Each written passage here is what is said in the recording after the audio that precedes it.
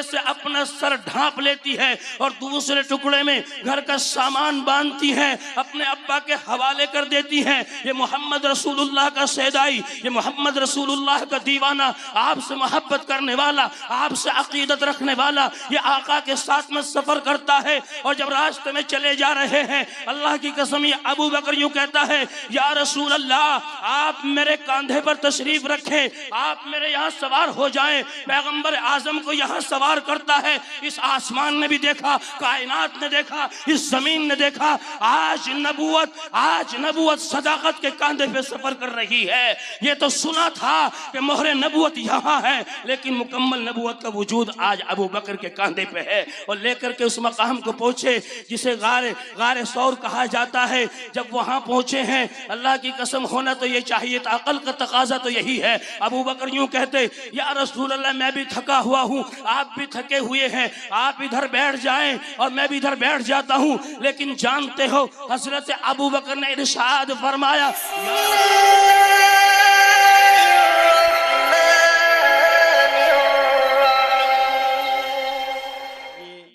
میں بیان و خطابت کے لیے آواز دے رہا ہوں جناب حضرت اقدس حضرت مولانا مفتی امجد صاحب دامت برکاتہم العالیہ، جو سکندر آباد سے تشریف لائے ہیں۔ میں حضرت والا کو اس شعر کے ساتھ مدعو کر رہا ہوں۔ والصلاة والسلام على من لا نبي بعده وقال الله تعالى في كلامه الناطق أعوذ بالله من الشيطان الرجيم بسم الله الرحمن الرحيم قل إن كنتم تحبون الله فاتبعوني يحببكم الله ويغفر لكم ذنوبكم والله غفور رحيم صدق الله العظيم وقال النبي صلى الله عليه وسلم لا يؤمن أحدكم حتى أكون أحب إليه من والده وولده والناس أجمعين أو كما قال عليه الصلاة والسلام۔ تیرے اندر حور و قصور رہتے ہیں۔ حور آپ جانتے ہی ہیں، 12 حضرات علماء کرام کی زبانی آپ نے سنا ہوگا کہ اللہ تبارک و تعالی اہل جنت کو جہاں بڑے بڑے انعام و اکرام سے نوازیں گے، اپنی نعمتوں سے نوازیں گے، تو اللہ تبارک و تعالی حور بھی آپ کو عطا کرے گا، یہ آپ نے سنا ہی ہوگا۔ اور قصور یہ جمع ہے محل کی، محلات کی۔ بہرحال جب قلم اٹھایا حضرت شیخ الہند نور اللہ مرقدہ نے، جو دارالعلوم دیوبند کے بڑے استاذ ہیں اور علماء دیوبند کی عزت تھے، آبرو تھے، تو قلم اٹھا کر کے یوں رقم کیا کہ تیرے اندر حور و قصور رہتے ہیں۔ میں نے مانا کہ ضرور رہتے ہیں، جنت میرے دل کا طواف کر، میرے دل میں حضور رہتے ہیں۔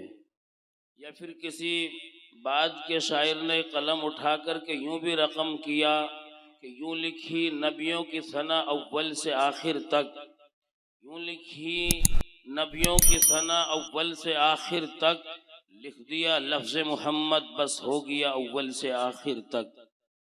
حضرات محترم اور معزز سامعین کرام، اور یہاں اسٹیج پر رونق افروز حضرات علماء کرام، اور خاص کر اس مدرسے کے روح رواں اور اس مدرسے کے محتمم حضرت مولانا رضوان صاحب، اللہ تبارک و تعالی مولانا رضوان صاحب کو مزید قوت و طاقت عطا کرے کہ جب بھی یہاں حاضری ہوتی ہے تو مدرسے کے اندر کچھ نہ کچھ نیا کام دیکھنے کو ملتا ہے۔ بالائی منزل دیکھ کر کے خوشی ہوئی ہے ماشاءاللہ۔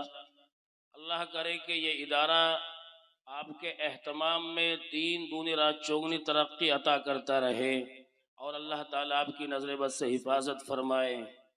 مجھے بہت مختصر وقت میں یہ بات عرض کرنی ہے کہ میں نے آقا نامدار صلی اللہ علیہ وسلم کی ایک حدیث آپ حضرات کے سامنے پیش کی، کہ آقا نامدار صلی اللہ علیہ وسلم حضرات صحابہ کرام کے بیچ تشریف فرما ہیں.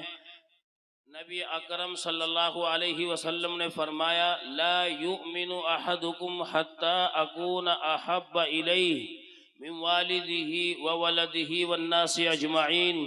تم میں سے کوئی بھی شخص اس وقت تک کامل مومن نہیں ہو سکتا جب تک کہ میں تمہاری نگاہ میں تمہاری اولاد، تمہارے والدین، حتیٰ کہ دنیا کے تمام لوگوں سے زیادہ محبوب نہ بن جاؤں.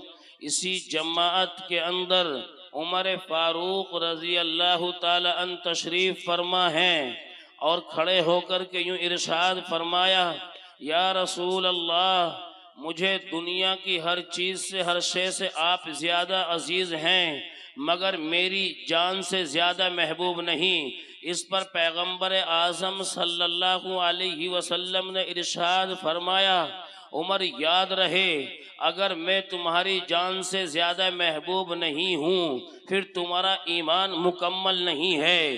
یہ خطاب کا لخت جگر لرز گیا، لرزہ طاری ہو گیا. کھڑے ہو کر کے یوں فرمایا یا رسول اللہ، مجھے آپ میری جان سے بھی زیادہ عزیز ہیں، زیادہ محبوب ہیں. دوستو یہ ہے آقا رحمت صلی اللہ علیہ وسلم سے محبت و عقیدت. ایک ہم ہیں جو محبت و عقیدت کا دعویٰ بھرتے ہیں، محبت کا دم بھرتے ہیں کہ ہم بھی آقا کے ساتھ میں محبت کرتے ہیں.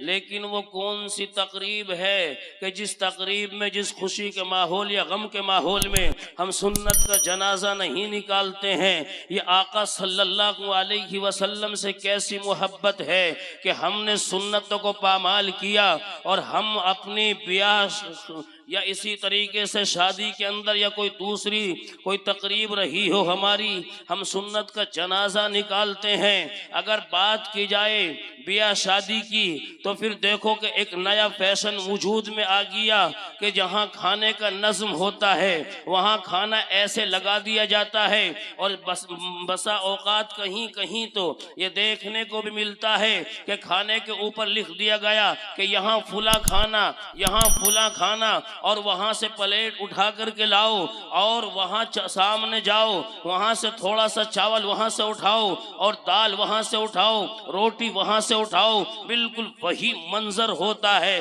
جیسا کہ ایک جانور ہوتا ہے چراگاہ کے اندر چرتا رہتا ہے، کبھی یہاں منہ مارتا ہے کبھی وہاں منہ مارتا ہے. یعنی رسول اللہ کی تعلیم یہ نہیں تھی، میرے آقا کی تعلیم تو یہ تھی دسترخوان بچھایا جائے، اس پر سلیقے سے بیٹھ کر کے کھانا کھایا جائے. اگر کوئی ریزہ نیچے گر جائے اس کو بھی اٹھا کر کے کھا لیا جائے، کہیں ایسا نہ ہو رزق ہم سے دور ہوتا چلا جائے. یا رسول اللہ کی تعلیم تھی. لیکن ہم نے یہاں سنت کا جنازہ نکالا. اور یہی نہیں، میں یوں بھی کہتا چلوں کہ جس وقت میں بیاہ شادی کی تقریب ہوتی ہے وہاں فوٹوگرافری ہوتی ہے، وہاں جوان بچیاں ہیں بال کھول کر کے وہاں پریوں کی طرح گھومتی رہتی ہیں. کوئی بھائی اس دن یہ نہیں کہہ سکتا ہے آج بہرحال تجھے کس نے اجازت دی ہے، تو پردے سے باہر آ گئی ہے. وہاں عورتیں بھی ہیں، وہاں مرد حضرات بھی ہیں، ایک دوسرے اختلاط ہو رہا ہے، وہاں ایک دوسرے سے بات چیت ہو رہی ہے. اس کو ہم نے کوئی ناجائز ہی نہیں ٹھہرایا، جبکہ یہ ہے کہ رسول پاک علیہ السلام کی تعلیم کہ ہماری مائیں بہنیں یعنی عورتیں پردے کا اہتمام کرے. چلو حضرت فاطمہ الزہرا کے عدالت میں چلیں. حضرت فاطمہ الزہرا کا آخری وقت ہے اور وہ لاغر ہو گئی، کمزور ہو گئی، بستر پر لیٹی ہوئی ہے. حضرت علی سامنے کھڑے ہوئے ہیں. یہ داماد رسول، یہ شیر خدا سامنے کھڑا ہوا ہے. ان کی شریک حیات حضرت فاطمہ الزہرا نے اشارہ کیا اور قریب کر کے یوں کہا شاید میرا آخری وقت ہے، میں چند لمحات اس دنیا میں رہوں. حضرت علی کی آنکھیں نم ہو گئی. پوچھا کہ بیگم صاحبہ آپ یہ کیا کہہ رہی ہیں؟ جانتے ہو حضرت سیدہ فاطمہ الزہرا نے یوں کہا میں صحیح کہہ رہی ہوں. رات ابا حضور خواب میں تشریف لائے تھے. میرے ابا نے کہا بیٹی علی کے دسترخوان پہ سحری کرنا، افطار میرے ساتھ میں میرے دسترخوان پہ کرنا. لگتا یہ ہے شاید وقت آ گیا ہے. اور روتے روتے روتے یوں کہا میرے جنازے میں کسی کو شریک مت کرنا.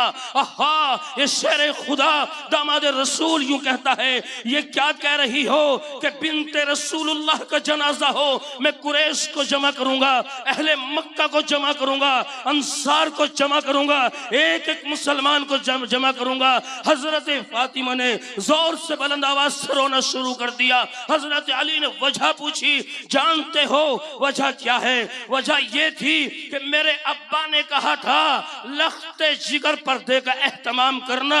میں نے اپنی لائف اپنی زندگی میں کسی غیر محرم کو نہیں دیکھا. میں چاہتی یہ ہوں کہ مرنے کے بعد بھی میری کفن کی سفیدی کو کوئی نہ دیکھ پائے.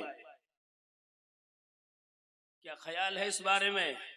جو ہماری مائیں بہنیں بغیر پردے کے گھومتی ہیں, اور میں کسی ایک آدمی کو نشانہ نہیں بنا رہا, پوری اس برادری کی بات کر رہا ہوں. میرا تعلق بھی اسی برادری سے ہے, اسی لیے کہ یہاں پردے کا اہتمام ہی نہیں ہوتا ہے. تو جو پردے کا اہتمام نہیں کر پا رہی ہیں, تو کیا حضرت فاطمہ سید الزہرا رضی اللہ تعالی عنہا سے آنکھیں ملا پائیں گی؟ ان کے برابر میں کھڑی ہو پائیں گی آخرت کے اندر؟ کبھی نہیں ہو سکتا. اور یہ سلسلہ زمانے سے چلا رہا ہے اور کوئی مسئلہ ہی نہیں ہے پردے کا ہمارے یہاں پر. ایک دوسری برادری ہے, اس کے یہاں یہ ہے کہ اگر جنگل میں کوئی آدمی کام کر رہا ہے صبح سے لے کر شام تک, چاہے بھوکا مر جائے, لیکن گھر کی عورتیں کھانا نہیں پہنچائیں گی. ہمارے یہاں ایسا نہیں ہے. سنتوں کو پامال کیا جا رہا ہے, سنتوں کا جنازہ نکالا جا رہا ہے. اور شادیوں میں جب فوٹوگرافری ہوتی ہے, ایک نیا کیمرے کا وجود آیا, وہ کیمرہ فضاؤں میں اڑتا رہتا ہے اور وہ ایک ایک چیز کو مقید کرتا رہتا ہے. کبھی کبھی ایسے اوپر سے آتا ہے اور سب کی تصویر لے کر کے اوپر چلا جاتا ہے. جانتے ہو پھر کیا ہوتا ہے کہ شادی کے بعد میں یا ولیمے کے بعد میں, اور جب بات ولیمے کی آئی بتلاتا چلوں, یہ ولیمہ کیا ہے؟ یہ ولیمہ سنت ہے. لیکن آج ہم نے اس ولیمے کو کیسے سنت بنا دیا؟ ایک سنت کو زندہ کرنے کے لیے ہزار خرافات جنم لے رہی ہیں. اللہ کے نبی صلی اللہ علیہ وسلم نے یہ تعلیم ہمیں تمہیں نہیں دی کہ ایسا ولیمہ کیا جائے جس میں ہزار خرافات جنم لے. اور مسلمانوں ذمہ داری کے ساتھ یہ بات عرض کر رہا ہوں, وہ ولیمہ جائز نہیں ہے جس ولیمے کے اندر سنت کی دھجیاں اڑائی جا رہی ہیں, جس ولیمے کے اندر اللہ کے احکام کو توڑا جا رہا ہو. وہاں فوٹوگرافری ہوتی ہے, بعد میں بیٹھ کر کے زوم کر کے اس کو دیکھا جاتا ہے. وہاں بند کمرے کے اندر لحاف میں لیٹ کر کے زوم کر کے بار بار دیکھ رہے ہیں. کہتے ہیں کہ فلاں کی بیوی ہے, فلاں کی بیٹی ہے. آہا, ہماری ماں اور بہنوں کو بار بار ایک چیز کو ریپیٹ کر کے دیکھا جا رہا ہے. اگر ہمارے سامنے ہماری لخت جگر کو کوئی نگاہ بھر کے دیکھ لے, رب ذوالجلال کی قسم گولیاں چلنے کو تیار ہو جاتی ہیں. کیا خیال ہے اس بارے میں کہ اس دن بال کھلے ہوئے ہیں, میک اپ کیا ہوا ہے, اور کپڑے بدن پر اتنے کمزور پہنے ہیں. کمزوری کا مطلب یہ ہے کہ ایسے باریک پہنے ہیں کہ بدن نظر آ رہا ہے. رسول اللہ نے فرمایا تھا کہ ایک زمانہ وہ آئے گا عورتیں باوجود اس کے لباس پہنے ہوئے ہوں گی, لیکن وہ بہرحال ننگی نظر آئیں گی, برہنہ نظر آئیں گی. پوچھا یا رسول اللہ وجہ کیا ہوگی؟ آقا نے ارشاد فرمایا کہ کپڑا اتنا باریک ہوگا کہ بدن کا ایک ایک جز نشیب و فراز نظر آئے گا. تو وہ دور چل رہا ہے کہ آج ہماری مائیں بہنیں ایسے کپڑے کا انتخاب کرتی ہیں کہ بدن نظر آ رہا ہے, جبکہ پردے کا مطلب صحیح یہ ہے جو حضرت فاطمہ الزہرا کے واقعوں کو میں نے نقل کیا. ایسا پردہ ہونا چاہیے. بات چل رہی تھی اس کے رسول کی, میں نے اسی موضوع کو چھیڑا تھا, تو بات سے بات نکلتی چلی جائے گی اور بات طویل ہو جائے گی. میرے آقا نے فرمایا تم میں سے کوئی بھی شخص اس وقت تک کامل مومن نہیں ہو سکتا جب تک کہ میں تمہاری نگاہ میں تمہاری اولاد, تمہارے والدین, حتیٰ کہ دنیا کے تمام لوگوں سے زیادہ محبوب نہ بن جاؤں. یہ عمر یوں کہتے ہیں یا رسول اللہ مجھے آپ ہر شے سے زیادہ عزیز ہیں مگر میری جان سے زیادہ عزیز نہیں. ارشاد فرمایا عمر تیرا ایمان مکمل ہی نہیں ہے. عمر نے فرمایا یا رسول اللہ کس لیے؟ اس لیے کہ تیری جان سے میں زیادہ عزیز نہیں ہوں. عمر نے فرمایا یا رسول اللہ مجھے آپ میری جان سے بھی زیادہ عزیز ہیں، اتنی محبت ہونی چاہیے پیغمبر اعظم صلی اللہ علیہ وسلم سے۔ اگر ہم اتنی محبت کرتے ہیں پھر ایمان مکمل ہے۔ اور بتلاتا چلوں کہ محبت کتنی ہونی چاہیے۔ یہ صدیق اکبر رضی اللہ تعالیٰ عنہ ہیں، حضرت ابو بکر ہیں، تنہا حضرت ابو بکر ہیں، جس کے بارے میں پیغمبر اعظم کا ارشاد یہ ہے کہ میں نے دنیا میں تمام کا یعنی ہر ایک کا بدلہ چکا دیا، ایک ابو بکر واحد وہ شخص ہے جس کا بدلہ میں نہیں چکا سکتا، اللہ تبارک و تعالی ہی عطا کرے گا۔ جب محبت کرتا ہے تو کیسی محبت کرتا ہے؟ دن کے اندر میرے آقا نے ارشاد فرمایا، ابو بکر رات کو آج ہم آپ کے پاس آئیں گے کہ ضروری کام ہے۔ حضرت ابو بکر نے عشاء کی نماز ادا کی ہے، اور عشاء کی نماز ادا کرنے کے بعد یہ قحافہ کا بیٹا، نابینا باپ کا بیٹا، اللہ کے نبی کا منتظر ہو کر کے اپنے گھر کی چوکھٹ پر کھڑا ہوا ہے کہ رسول اللہ تشریف لائیں گے۔ رات کے 11 بج گئے، رات کے 12 بج گئے، 1 بجا، 2 بجے میرے آقا تشریف لائے، کنڈی کھٹکھٹائی، حضرت ابو بکر نے کہا لبیک یا رسول اللہ، میں حاضر ہوں۔ میرے آقا نے ارشاد فرمایا، ابو بکر کیا بات رات کو سوئے نہیں؟ جانتے ہو ابو بکر کا جواب کیا تھا؟ فرمایا یا رسول اللہ آپ کہیں کہ رات کو مجھے کام ہے اور ابو بکر سو جائے، یہ کیسی محبت ہے کہ اس لیے نہیں سویا؟ کہا کہیں ایسا نہ ہو آپ کو 1-2 منٹ انتظار کرنا پڑے، یہ محبت کا تقاضا ہے۔ جانتے ہو پیغمبر اعظم نے ارشاد فرمایا ابھی اشارہ ہوا ہے ہجرت کا سفر کرنا ہے، یہ ابو بکر یوں کہتے ہیں یا رسول اللہ بہت اچھا ابھی چلنا ہے، یہ نہیں فرمایا اہل خانہ سے مشورہ کر لوں، یہ نہیں فرمایا کہ یا رسول اللہ آپ سو جاتے ہیں، تکان بہت ہے، صبح سفر کریں گے، یوں کہا ٹھیک ہے بہت اچھا۔ اور وہاں کہا رسول اللہ نے کہ سامان تیار کرو۔ اس گھر میں سامان ہی کیا تھا، اس میں تو رسول اللہ کی محبت تھی، اس کے علاوہ کوئی وہاں چیز نہیں تھی۔ بہرحال مختصر سا سامان تھا، اور اس سامان کو کسی کاغذ میں یا اس سامان کو کسی کپڑے میں بند کرنا تھا، لے کر کے ساتھ چلنا تھا۔ گھر میں تلاش کیا، کوئی کپڑا نظر نہیں آیا۔ حضرت اسما حضور کی سالی ہیں، ابو بکر کی لخت جگر ہیں، چھوٹی بچی ہیں، سر پہ دوپٹہ اوڑے ہوئے ہیں، اپنے دوپٹے کو اتارتی ہیں، 2 ٹکڑے کرتی ہیں، ایک ٹکڑے سے اپنا سر ڈھانپ لیتی ہے اور دوسرے ٹکڑے میں گھر کا سامان باندھتی ہیں، اپنے ابا کے حوالے کر دیتی ہیں۔ یہ محمد رسول اللہ کا سیدائی، یہ محمد رسول اللہ کا دیوانہ، آپ سے محبت کرنے والا، آپ سے عقیدت رکھنے والا، یہ آقا کے ساتھ میں سفر کرتا ہے۔ اور جب راستے میں چلے جا رہے ہیں، اللہ کی قسم یہ ابو بکر یوں کہتا ہے یا رسول اللہ آپ میرے کاندھے پر تشریف رکھیں، آپ میرے یہاں سوار ہو جائیں۔ پیغمبر اعظم کو یہاں سوار کرتا ہے، اس آسمان نے بھی دیکھا، کائنات نے دیکھا، اس زمین نے دیکھا، آج نبوت صداقت کے کاندھے پہ سفر کر رہی ہے۔ یہ تو سنا تھا کہ مہر نبوت یہاں ہے، لیکن مکمل نبوت کا وجود آج ابو بکر کے کاندھے پہ ہے۔ اور لے کر کے اس مقام کو پہنچے جسے غار ثور کہا جاتا ہے۔ جب وہاں پہنچے ہیں، اللہ کی قسم ہونا تو یہ چاہیے تھا، عقل کا تقاضا تو یہی ہے۔ ابو بکر یوں کہتے یا رسول اللہ میں بھی تھکا ہوا ہوں، آپ بھی تھکے ہوئے ہیں، آپ ادھر بیٹھ جائیں اور میں بھی ادھر بیٹھ جاتا ہوں۔ لیکن جانتے ہو حضرت ابو بکر نے ارشاد فرمایا یا رسول اللہ تشریف رکھیں، اور غار کے اندر گھس گئے۔ اس غار کے اندر داخل ہو گئے، جو غار ایک زمانے سے بند تھی، جس غار میں کسی نے بسیرا نہیں کیا، جس غار کے اندر کوئی داخل نہیں ہوا، سانپ بچھوؤں کا گھر ہے اور نہ جانے کن کن کیڑے مکوڑوں کا گھر ہے۔ ابو بکر رسول اللہ کی محبت میں بغیر کسی چو چرا کے اندر داخل ہو گئے اور غار کو صاف کیا ہے۔ جو سوراخ تھے، ایک ایک سوراخ کو ابو بکر نے بند کیا ہے۔ لکھا ہے سیرت کی کتابوں کے اندر، ایک ایک سوراخ کو بند کیا ہے۔ اپنا کپڑا پھاڑ کر کے، اپنا جو لباس پہن رکھا تھا ابو بکر نے، ایک ایک کپڑا پھاڑا، سوراخ کو بند کرتے چلے گئے۔ ایک سوراخ باقی رہ گیا تھا، ابو بکر کے پاس میں کپڑا نہیں تھا۔ ابو بکر نے ایڑ لگا دی اور اس سوراخ کو اپنی ایڑی سے بند کر دیا، اور یوں اپنی گود کو وسیع کر دیا، یوں پھیلا دیا، یوں کہا یا رسول اللہ تشریف لائیں۔ آقا نامدار صلی اللہ علیہ وسلم غار کے اندر داخل ہوتے ہیں، اور یوں کہا ابو بکر نے یا رسول اللہ یہاں آپ اپنا سر مبارک رکھیں اور پیر کو پھیلا دیں۔ لیکن جب پیر کو پھیلایا، وہ غار چھوٹا سا حصہ تھا، اللہ کے نبی نے اپنے پیروں کو یوں اٹھا کر کے اور ابو بکر کے یہاں زانوں پہ سر رکھ دیا. تاریخ میں لکھا ہے کہ کسی کو یہ مقام حاصل نہیں ہے. دو ہی شخصیتیں دنیا کے اندر جنہیں مقام حاصل ہے کہ رسول اللہ کی زیارت جی بھر کے کی ہے. ایک صدیق ہے, دوسرے صدیقہ ہے.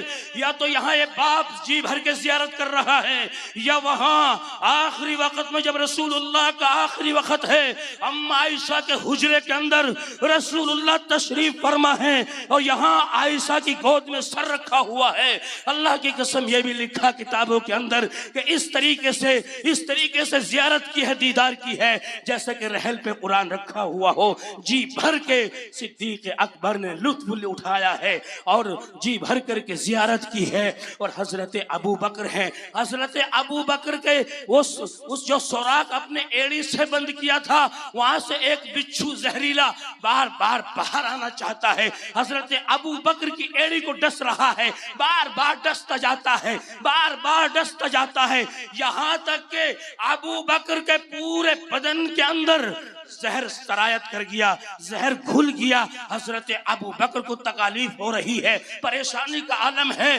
یہاں اتنا درد ہوا, آنسو چھلک گئے. اور جب آنسو چھلکے گا, اور ظاہر سی بات ہے یہاں نبی کا چہرہ ہے, نبی کا چہرہ انور یہاں گود میں ہے, آپ زیارت کر رہے ہیں, آنسو گریں گے تو کہاں گریں گے؟ نبی کے چہرے پہ گریں گے. یہ آنسو بھی مسلمانوں اتنا قیمتی ہے کہ اللہ تبارک و تعالیٰ نے ابو بکر کے آنکھ کے آنسو کے لیے جو زمین متعین کی تھی, حبیب کائنات کا چہرے کو متعین کیا تھا کہ حبیب کائنات کا چہرہ اور ابو بکر کا آنسو یہ میچ کرتے ہیں. محبت کی وجہ سے آنکھوں سے آنسو چھلک گئے, نبی کے چہرے پہ گر گئے. جب نبی کے چہرے پہ آنسو گرا, میرے آقا کی آنکھ کھل گئی. اور آقا کی جب آنکھ کھلی ہے, جانتے ہو جب میرے آقا کی آنکھ کھلی ہے تو دیکھا آپ نے نگاہ اٹھا کر کہ ابو بکر کا رنگ تو پیلا پڑا ہوا ہے. ابو بکر پریشان ہے. پوچھا رسول اللہ نے, پوچھا حبیب کائنات نے کہ ابو بکر کیا ہوا؟ جانتے ہو کہ یا رسول اللہ ایک کیڑا ہے, ایک سوراخ بند کرنے سے رہ گیا تھا, میرے پاس میں کوئی کپڑا نہیں تھا, اس کے علاوہ کوئی چیز بھی نظر نہیں آئی, میں نے ایڑ لگا دی, بار بار ایک کیڑا مجھ کو ڈس رہا ہے, بار بار ڈس رہا ہے. حبیب کائنات نے اپنا یہاں سے تھوک لیا ہے, ابو بکر کی ایڑی پہ لگایا ہے. آہا کیا مرتبہ ابو بکر کا, آپ یہاں لگاتے ہیں پھر یہاں لگاتے ہیں, پھر ابو بکر کو آرام آ جاتا ہے. لکھا ہے کسی کتاب کے اندر وہ کیڑا بھی رسول اللہ کی زیارت کے لیے بیتاب تھا, وہ بھی جانتا تھا آج اگر تو نے زیارت کر لی تو ٹھیک ہے, شاید آج کے بعد تجھے ایسا موقع کبھی نہیں ملے گا. امام مالک رحمت اللہ علیہ مدینے میں درس دے رہے ہیں. امام مالک کو وہ مرتبہ و مقام حاصل ہے, 17 یا 18 سال روزہ اطہر پر بیٹھ کر کے حدیث کا درس دیا ہے. یا تو بعد کی صدی میں شیخ الاسلام حضرت مولانا سید حسین احمد مدنی نے روزہ اطہر پر بیٹھ کر 18 سال تک حدیث کا درس دیا ہے. یا خیر القرون کے زمانے میں امام مالک رحمت اللہ علیہ نے 18 سال تک روزہ اطہر پر بیٹھ کر حدیث کا درس دیا ہے. امام مالک جب حیات ہیں بادشاہ کی طرف سے عام اعلان کر دیا گیا, جب تک کہ امام مالک موجود ہیں کسی مفتی کو اجازت نہیں کہ فتویٰ لکھ کر کے دے دے, کسی مفتی کو اجازت نہیں ہے فتوے پہ دستخط کر دے. حدیث کا درس دے رہے ہیں, حدیث پڑھا رہے ہیں, ایک بچھو آیا اور بچھو نے 17 دفعہ آپ کو ڈسا لیکن حرکت نہیں کی, جنبش نہیں کی. کس لیے کہ وہاں صدیق اکبر نے سبق پڑھا دیا تھا. جب رسول اللہ کی بات آئے, رسول اللہ سے محبت کی بات آئے تو قربان کر دینا, تھوڑی دیر کے لیے اپنے درد کو برداشت کر لینا. امام مالک رحمت اللہ علیہ تکلیف برداشت کرتے رہے. سبق ختم ہوا, کتابیں بند کی ہیں, اپنے شاگردوں سے فرمایا دیکھو بچھو جا رہا ہے, 17 دفعہ مجھے ڈستا رہا, لیکن میں نے پاس و لحاظ اس لیے کیا کہ وہاں رسول اللہ صلی اللہ علیہ وسلم کی محبت کا پاس و لحاظ ابو بکر نے کیا تھا تاکہ ایک سنت زندہ ہو جائے. میرا میرا تیرا عالم یہ ہے، نماز پڑھیں اور نماز میں یہاں سے مکھی بیٹھ جائے یا کوئی یہاں خارش ہو جائے، ہم ہاتھ چلاتے ہی رہتے ہیں، ہاتھ چلا ہی رہتے ہیں۔ بسا اوقات تو ہمیں یہ بھی نہیں پتا کہ ہم نے یہ کون سا عمل کیا، یہ چھوٹا عمل کیا یا بڑا عمل کیا۔ ایک عمل تو نماز میں وہ ہوتا ہے جسے قلیل کہتے ہیں، ایک کثیر کہتے ہیں۔ تو قلیل جو چھوٹا سا عمل ہوتا ہے، اور اگر ہم نے دونوں ہاتھ نماز میں چلا دے نماز ختم ہو جائے گی۔ بہرحال رسول اللہ سے محبت کا سبق دیا ابو بکر نے، اور یہی نہیں، ابو بکر کی محبت کا اندازہ آپ یہاں سے لگا سکتے ہیں۔ جب غار کے اندر تشریف لے جا رہے ہیں، اپنے لخت جگر کو قریب بلا کر کے کان میں یوں کہا، لخت جگر تم چھوٹی بچی ہو، ہم فلاں غار کے اندر جا رہے ہیں، ہمیں کھانا پہنچا دینا۔ حضرت اسما نے کہا ابا جان مجھے منظور ہے۔ یہ حضرت اسما حضور کی سالی لخت جگر ابو بکر ہے، وہاں غار میں کھانا پہنچاتی ہے۔ ایک روز غار میں کھانا پہنچا کر کے واپس لوٹ رہی ہے، راستے میں ابو جہل سے ملاقات ہوتی ہے۔ ابو جہل نے کہا اسما بتا تیرا باپ ابو بکر کہاں ہے، محمد کہاں ہے؟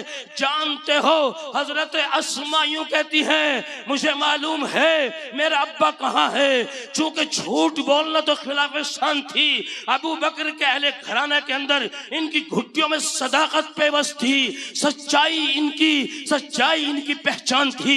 تبھی تو کتابوں میں صدیقہ لکھا جاتا ہے، تبھی تو کتابوں میں صدیق اکبر کہا جاتا ہے۔ صدیق کہتے ہیں بہترین سچے آدمی کو، بہترین دوست کو۔ وہاں حضرت اسما چھوٹی بچی ہیں، یوں کہتے ہیں ہاں مجھے معلوم ہے میرے ابا کہاں ہیں، مجھے معلوم ہے محمد کہاں ہیں، لیکن تجھ جیسے نادان کو بتا کر کے اپنے ایمان خراب کرنا نہیں چاہتی۔ ابو جہل نے یوں بالوں کے سر پکڑا اور اٹھا کر کے یوں پٹخ دیا، یہاں اسما کے زخم آیا، اور زخم آنے کے بعد میں حضرت اسما کے خون بہا۔ حضرت اسما نے دوپٹے سے صاف کر لیا، اور صاف کرنے کے بعد میں گھر واپس لوٹ گئی۔ اگلے دن کھانا پہنچانے کے لیے گئی، جانتے ہو حضرت ابو بکر نے بھی پہچان لیا آج لخت جگر کو ضرور بھی ضرور کوئی واقعہ غیر معمولی پیش آیا ہے، لیکن پوچھا اس لیے نہیں کہ نبی اکرم صلی اللہ علیہ وسلم کے ذہن میں یہ بات نہ جائے کہ ابو بکر اپنے خاندان کے احسانات کو جتا رہا ہے، معلوم نہیں کیا۔ لیکن نبی علیہ السلام دور اندیش تھے۔ میرے آقا نے نگاہ ڈالی حضرت اسما کے چہرے پر، چھوٹی بچی ہے، پہچان گئے، کہا اے چھوٹی اسما حق بتا یہ غم زدہ ماحول کس لیے ہے، چہرے پہ اداسی کیوں ہے؟ کیونکہ یا رسول اللہ مجھے کوئی مسئلہ نہیں، میں ٹھیک ہوں۔ لیکن اللہ کے نبی نے چہرے پہ یا سر پہ ہاتھ رکھ دیا اور پوچھا اسما بتا کیا واقعہ پیش آیا؟ جانتے ہو حضرت اسما نے یوں کہا یا رسول اللہ ابو جہل راستے میں ملا تھا اور مجھے سر کے بالوں سے پکڑ کر کے پھینک کر کے مار دیا اس جرم کی پاداش میں۔ بس میں نے یہ کہا تھا مجھے رسول اللہ کا معلوم ہے لیکن بتاؤں گی نہیں۔ اللہ کے نبی نے دعا کی، اور یہ حضرت ابو بکر ہیں کہ جس وقت میں ان کا بیٹا عبداللہ السلام لے آیا، اپنے بیٹے کے ساتھ دسترخوان پہ بیٹھے ہوئے کھانا کھا رہے ہیں، ان کے لخت جگر یوں کہتے ابا جان فلا جنگ کے میدان میں آپ میری تلوار کی زد میں آ گئے تھے، میں نے تلوار کے وار کو اس لیے روک دیا تھا، آپ میرے والد محترم ہیں، آپ میرے ابا حضور ہیں، میں نے تلوار کو نیچے کر دیا۔ جانتے ہو اس بوڑھے صحابی نے، اس اللہ کے نبی کے دیوانے نے اپنے بیٹے کی آنکھوں میں آنکھ ڈال کر کے کیا تاریخی جواب دیا تھا؟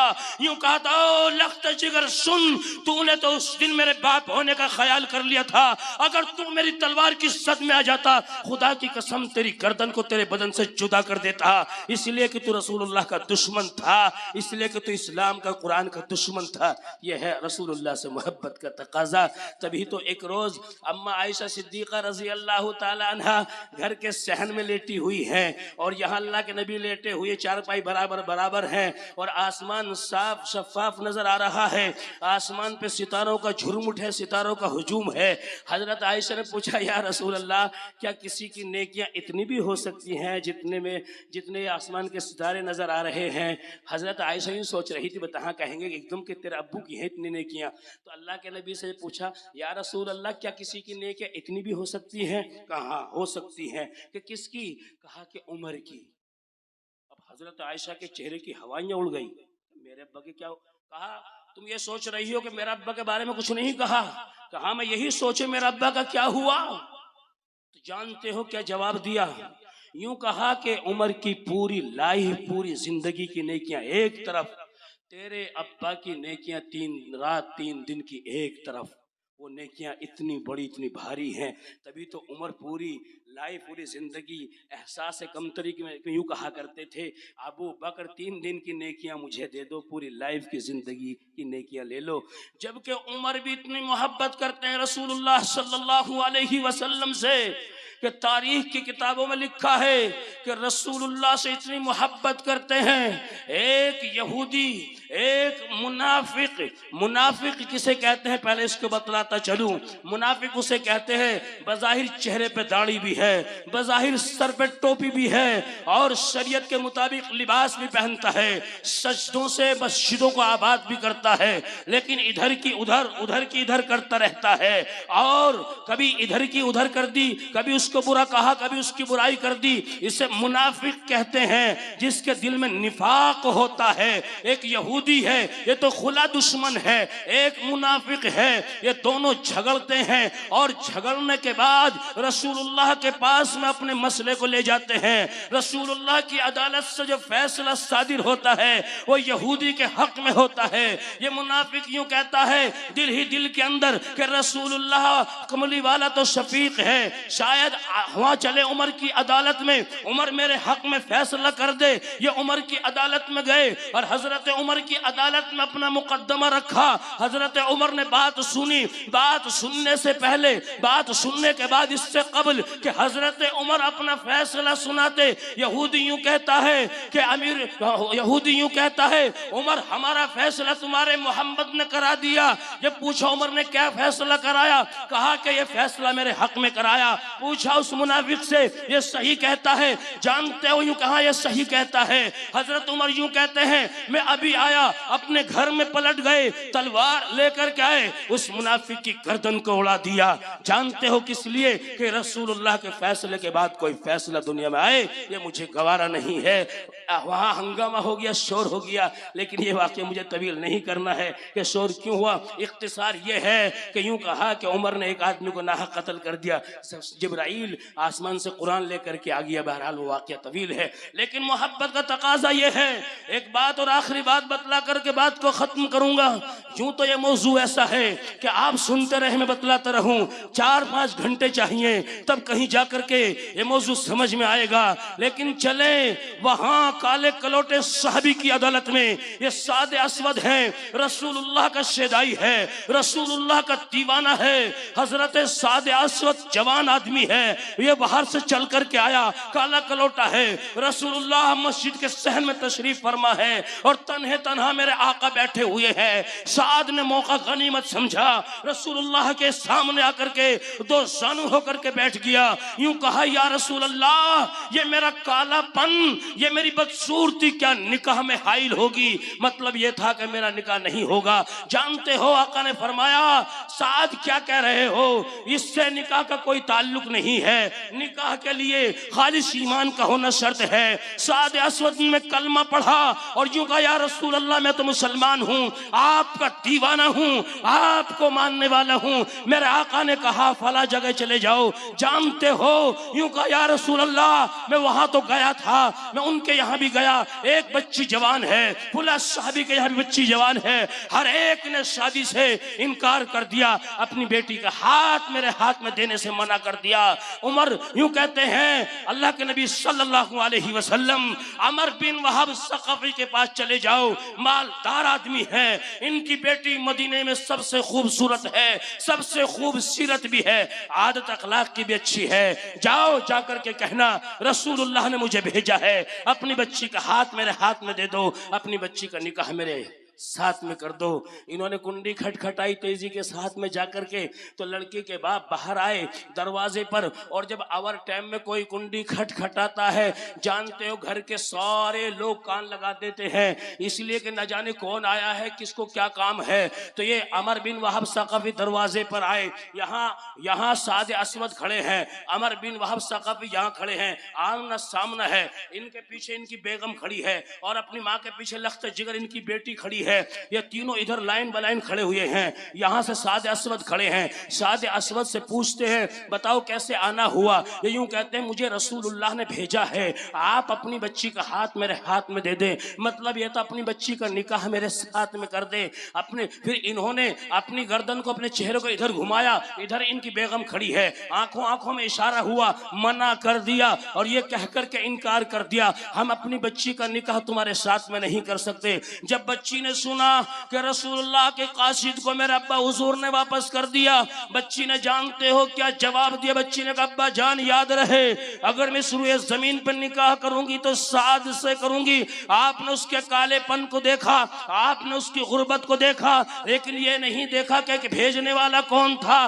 ابا جان بھیجنے والا وہ تھا جس کے صدقے میں ایمان نصیب ہوا, جس کے صدقے میں زمین کو بچھایا گیا, جس کے صدقے میں آسمان کو بغیر ستون کے تھما دیا گیا. ان کا بھیجنے والا تو وہ تھا. اور لڑکی نے یہ بھی کہا ابا جان اگر جبرائیل تمہارے بارے میں آسمان سے قرآن لے کر کے نازل ہو گیا, تمہاری رسوائی کا ڈنکا قیامت کی صبح تک بجتا رہے گا. بات سمجھ میں آ گئی. تیز قدموں کے ساتھ دوڑے ہیں, مسجد نبوی میں پہنچے ہیں, اللہ کے نبی سے شکایت کر رہے ہیں سعد اسود یا رسول اللہ مجھے یہ کہا مجھے ایسے منع کر دیا.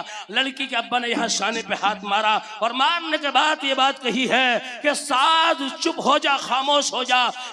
یا رسول اللہ میرے ماں باپ آپ پہ قربان, میں اپنی لخت جگر کا ہاتھ لے کر کے خود حاضر ہو گیا, یعنی پیغام لے کر کے حاضر ہو گیا. آپ نکاح پڑھائیں, نکاح پڑھایا ہے اور نکاح پڑھانے کے بعد میں سعد سے یوں کہا رسول اللہ صلی اللہ علیہ وسلم نے کہ تمہارے پاس مہر میں دینے کے لیے کیا چیز ہے؟ تمہارے پاس مہر میں دینے کے لیے کیا چیز ہے؟ جانتے ہو کیا کہتے ہیں؟ یا رسول اللہ میرے پاس میں کوئی چیز نہیں ہے, میں تو کبھی عمر کے دسترخوان کا مہمان ہوتا ہوں, کبھی عثمان و علی کا مہمان بن جاتا ہوں, ان کے دسترخوان پہ جا کے بھوک پیاس مٹا تو میرے پاس میں کوئی چیز نہیں ہے. آقا صلی اللہ علیہ وسلم نے ارشاد فرمایا کہ سعد سامنے چلے جاؤ, عثمان کا مکان نظر آ رہا ہے, علی کا مکان نظر آ رہا ہے اور فلاں صحابی کا مکان نظر آ رہا ہے, جاؤ وہاں جا کر کے قرض لے کر کے آؤ اور میرا نام لینا کہ مجھے رسول اللہ نے بھیجا ہے. یہ نبی کا دیوانہ تیز قدموں کے ساتھ میں چلا گیا, چونکہ دل میں لگی ہوئی تھی شادی کی, نکاح کی, بیوی سے ملاقات کی اور دل میں لگی ہوئی بری ہوتی ہے. تیز قدموں کے ساتھ میں دوڑا اور دوڑنے کے بعد میں رسول اللہ کا حوالہ دیا اور قرض لے کر کے آ گیا. وہ قرض بھی اتنا تھا کہ جو مہر تھا اس سے بھی کہیں زیادہ تھا. رسول اللہ اس قرض کو لے کر کے ایسے اچھال رہے ہیں اور اس میں برکت کی دعائیں کر رہے ہیں. جب اللہ کے نبی صلی اللہ علیہ وسلم نے اس قرض کو لے کر کے, اس رقم کو لے کر کے کیلکولیشن کیا, جان تو ارشاد فرمایا کہ سعد اتنا تو تیرا مہر بنتا ہے, بیوی کا مہر ادا کر دینا, باقی یہ رقم بچ جاتی ہے. اس رقم سے مارکیٹ چلے جاؤ, بازار چلے جاؤ, شاپنگ کر کے آؤ, گھر کا ضروری سامان خرید کر کے لاؤ. یہ سعد اسود چلے گئے, وہاں سے دال خریدی, آٹا خریدا, کپڑا خریدا. جب یہ خرید و فروخت کر رہے ہیں, کسی کہنے والے نے کہا او مسلمانوں تم یہاں مارکیٹ میں خرید و فروخت کر رہے ہو, وہاں رسول اللہ صلی اللہ علیہ وسلم حضرات صحابہ کرام کے ساتھ میں جنگ کے میدان میں تشریف لے جا رہے ہیں. سعد اسود نے سنا رسول اللہ کی محبت غالب آ گئی, اور غالب کیوں نہ آتی, رسول اللہ کی محبت تو پہلے سے ہی غالب تھی. ہر ایک صحابی رسول اللہ پہ جان نچھاور کرنے کے لیے تیار رہتا تھا. یہ کالا کلوٹا صحابی ہے, دال والے سے یوں کہتا ہے دال واپس کر لے, چینی والے سے کہتا ہے چینی واپس کر لے, یہ راشن واپس کر دیتا ہے, اپنا کپڑا واپس کر دیتا ہے, اپنی رقم اپنے ہاتھ میں لیتا ہے, اسی رقم سے گھوڑا خریدتا ہے, ایک تلوار خریدتا ہے, ایک زرہ خریدتا ہے, کالا کپڑا نقاب لگا کر کے اور تیز برق رفتار گھوڑے پہ بیٹھ کر کے جنگ کے میدان میں حضرت صحابہ کرام کے ساتھ میں شریک ہو جاتا ہے. تمام صحابہ حیران ہیں, یہ کون شہسوار آیا جو بالکل برق رفتار نظر آ رہا ہے. حضرت علی سے پوچھا یہ کون ہے, حضرت علی یوں کہتے ہیں معلوم کرنے کا وقت نہیں ہے, کوئی بھی ہو ہماری مدد کے لیے آیا ہے, ہماری اعانت کے لیے آیا ہے. جنگ کے میدان ہے, دشمنوں سے مقابلہ ہے, دشمن इधर से आता है, दुश्मन इधर से आता है। साद असवद अपनी तलवार को यूं चलाता है, दुश्मन को ज़ेर कर देता है। दुश्मन इधर से आया, साद ने तलवार को ऐसे चलाया, दुश्मन की गर्दन यहाँ बदन से जुदा कर दी। यके बाद दीगरे अपनी तलवार से एक एक को ज़िबह करते चले गए। एक वक्त वो भी आया है कि साद असवद को जख्म लगा, ताब ना ला सके, जामे शहादत को नोश फरमाया, इस दुनिया से दारे बका की तरफ चले गए, इस दारे फना की थे दारे बका की तरफ चले गए, अल्लाह तबारक व तआला के पास चले गए। मेरे आका ने आगे बढ़ करके जब यहाँ से काला कपड़ा हटाया और चेहरा देखा, साद तू कहाँ चला आया, मैंने तुझे कहाँ भेजा था। अल्लाह के नबी सल्लल्लाहु अलैहि वसल्लम रो दिए, चेहरा देख करके आसमान की तरफ देखा, फिर मुस्कुरा दिए। एक सहाबी ये मंजर देख रहे करीब से, सहाबा किराम की जमात में से एक सहाबी ने पूछा कि या रसूल अल्लाह, शुहादा तो और भी पड़े हुए हैं, जख्म तो और को भी आया, जान तो और ने भी दी है, आपने क्यों रो दिया। मेरे आका ने पूरा वाक़या दोहरा दिया कि मैं इसलिए रोया। एक सहाबी ने पूछा या रसूल अल्लाह, फिर मुस्कुराने की क्या वजह थी। मेरे आका ने इरशाद फरमाया, मैंने अपनी आंखों से देखा है कि जन्नत से हूरें निचले आसमान पे आ गई और वो आपस में बहस कर रही थी, मुबाहसा कर रही थी कि साद से निकाह मैं करूंगी, साद से निकाह मैं करूंगी।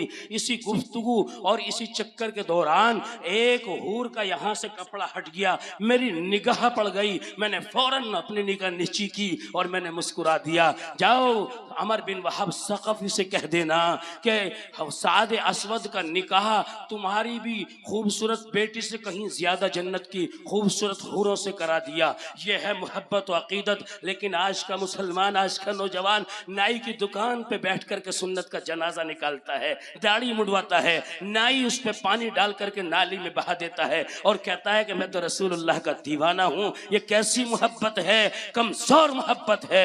शायद मुमकिन है जो अल्लाह के नबी से मोहब्बत न करता हो, ऐसा ना हो कि कहीं हौज़ कौसर पे अल्लाह के नबी अपनी उम्मत को जाम पिलाएंगे और किसी ने पूछा या रसूल अल्लाह, वहां तो अव्वलीन और आखिरीन का इज्तिमा होगा, तमाम उम्मतें मौजूद होंगी, आप अपनी उम्मत को कैसे पहचानेंगे। रसूलुल्लाह ने इरशाद फरमाया, मैं वजू के अमल से पहचानूंगा। मेरी उम्मत जब वजू करेगी और वजू करके जब दुनिया यहाँ से तशरीफ वहाँ ले जाएगी, इंतकाल हो जाएगा और जब वो चला जाएगा, सारी मेरी उम्मत जब मुझे मिलेगी तो उनके वजू के बदन के ऐसा चमकते हुए होंगे, वो ऐसे होंगे जैसे कि सोना चमकता है। मैं इसी अमल से पहचान लूंगा। और मुसलमानों, कहीं ऐसा ना हो कि रसूलुल्लाह तुम्हें हौज़े कौसर पे जाम ना पिलाएं, या पिलाएं तो चेहरा मोड़ करके पिलाएं, अपना दीदार न कराएं, चूंकि रसूलुल्लाह की सुन्नत चेहरे पे नहीं है। हाथ उठा करके नौजवान बताएं कि दाढ़ी रखेंगे ना इंशाअल्लाह।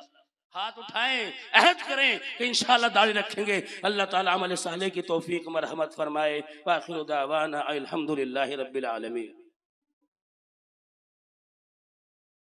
माशाअल्लाह, अल्हम्दुलिल्लाह, जज़ाकल्लाहु खैरन व अहसनल जज़ा। हज़रत वाला बहुत ही अच्छे अंदाज में हालात हाजरा के ऊपर मुझे और आपको समझा रहे थे और ख़ास तौर से इस वक्त नौजवानों को संभलने की ज़रूरत है। जैसे कि हज़रत वाला ने बतलाया, आप अलैहिस्सलातु वस्सलाम ने इरशाद फरमाया, ला युमिनु अहदुकुम हत्ता अकूना अहब्बा इलैहि मिन वालिदिही व वलदिही वन्नासी अजमईन। मेरा और आपका नबी इस हदीस के अंदर ये समझा रहे हैं कि कोई शख्स उस वक्त तक कामिल मुकम्मल मोमिन नहीं हो सकता।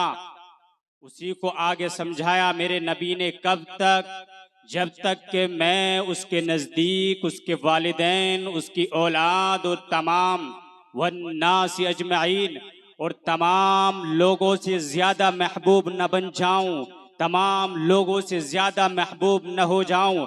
नौजवानों, ए भोरपुर के गयूर नौजवानों, आप अलैहिस्सलातु वस्सलाम का ये फरमान था और तमाम के तमाम सहाबा इस पर अमल पैरा थे। पैगंबर का ये इरशाद था और तमाम के तमाम सहाबा इसके आशिक थे।